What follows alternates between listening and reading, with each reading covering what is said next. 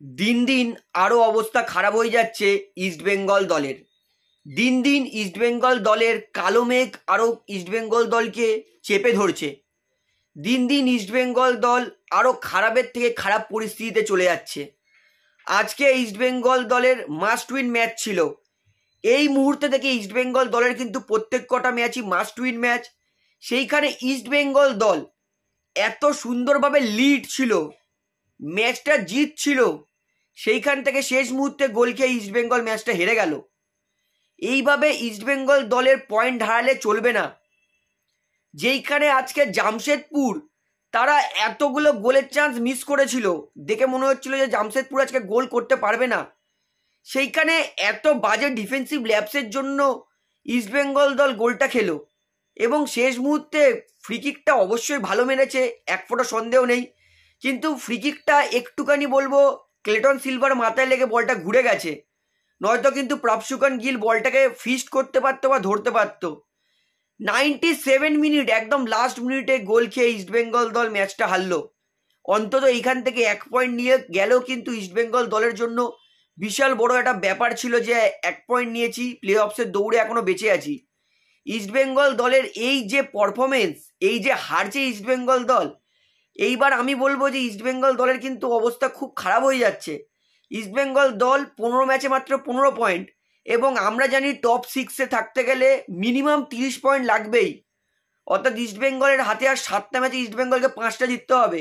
5টার মধ্যে একটা ম্যাচ আছে উড়িষ্যার সঙ্গে, একটা আছে গোয়ার সঙ্গে, একটা আছে মোহনবাগানের সঙ্গে। এই 3টে দলকেও ইস্টবেঙ্গলকে হারাতে হবে।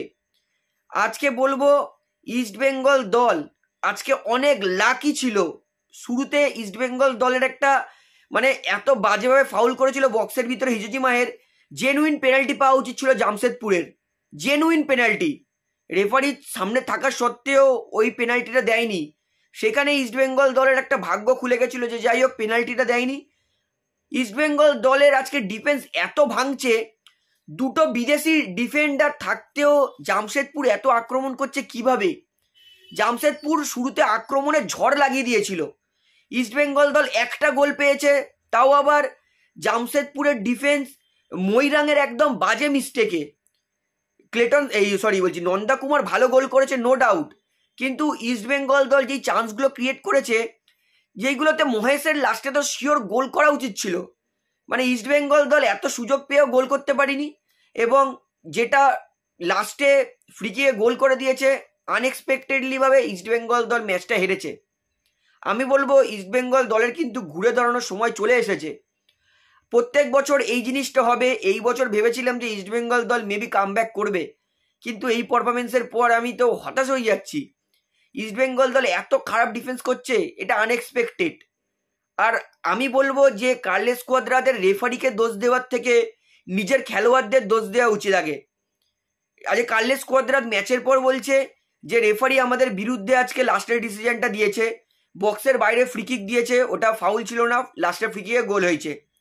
কিন্তু কার্লেস কোয়াদ্রাদ এইটা কিন্তু একবারও বললো না যে ম্যাচের শুরুতেই জেনুইন পেনাল্টি দেওয়া হয়নি জামশেদপুরকে।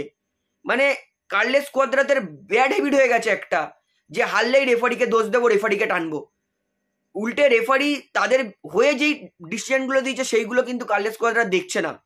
কার্লেস কোয়াদ্রাদ অনেক হয়েছে, রেফারির নামে দোষ দিয়ে কদিন চালাবে? নিজের প্লেয়ারের নামে দোষ দিক, নিজের স্ট্র্যাটেজিতে একটু দোষ দিক, কারণ রেফারি যা খেলানোর তাই খেলাবেই। যে সুযোগ আজকে নন্দা মিস করেছে, মহেশ মিস করেছে, ক্লেটনও যে একটা সুযোগ মিস করেছে, ওইগুলো গোল করলে রেফারিকে দোষ দিতে হতো না আজকে। ইস্টবেঙ্গল দল সত্যি বলছে খুব খারাপ লাগছে। ভেবেছিলাম যে ইস্টবেঙ্গল এই সিজনে ফাইট ব্যাক করবে, এখনো সময় আছে, এতে এক ফোঁটাও সন্দেহ নেই, সময় অনেক আছে। কিন্তু এইখান থেকে যদি না ঘুরে দাঁড়ায় তাহলে কিন্তু ইস্টবেঙ্গল দলের এইবারেও কিন্তু প্লে অফসে যাওয়ার স্বপ্নটা কিন্তু শেষ হয়ে যাবে। ম্যাচে আসি, শুরুতেই কিন্তু জামশেদপুর আক্রমণের ঝড় লাগিয়ে দিয়েছিল। 3 মিনিটে একটা জেনুইন পেনাল্টি দেয়নি জামশেদপুরকে। তারপরেও জামশেদপুর ফার্স্ট হাফে আক্রমণের পর আক্রমণ করে গেছে এবং out of run of play, খেলার বিপরীত একদম ইস্টবেঙ্গল একটা গোল পেয়ে গেছে নন্দা কুমার, সেইটা একমাত্র ইস্টবেঙ্গলের গোল। ফার্স্ট হাফে কিন্তু ফলাফল ছিল ইস্টবেঙ্গল 1 জামশেদপুর 0। তারপরে জামশেদপুর আর ইস্টবেঙ্গল দুজনেই কিন্তু কাঁটায় কাঁটায় অ্যাটাক করেছে, এটা এক ফোঁটা সন্দেহ নেই। সেকেন্ড হাফে ইস্টবেঙ্গল ভালো খেলেছে, কিন্তু যাই হোক 81 মিনিটে রেতা চিকাওয়া ভালো হেড করে গোল করেছে 81 মিনিটে। আর 97 মিনিটে কি হয়েছে আমি আগেও এক্সপ্লেন করেছি, যে জেরেমি ফ্রিকে গোল করেছে। তো এইভাবে কিন্তু ইস্টবেঙ্গল 2-1 হেরেছে জামশেদপুরের বিরুদ্ধে। তো ইস্টবেঙ্গলের কিন্তু অবস্থা পয়েন্টস টেবিল আরও খারাপ হয়ে যাচ্ছে।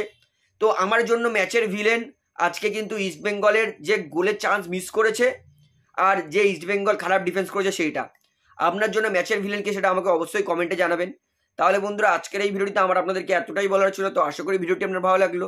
তো ভিডিওটি ভালো লাগলে অবশ্যই লাইক করুন, কমেন্ট করুন, শেয়ার করুন এবং বন্ধুরা চ্যানেলটি দ্বারা নতুন আছেন সবাইকে একটা অনুরোধ করবো, তারা অবশ্যই পাবলিক ভিউ কলকাতা এই চ্যানেলটিকে সাবস্ক্রাইব করে বেল আইকন প্রেস করে অল করে রাখবেন। ধন্যবাদ।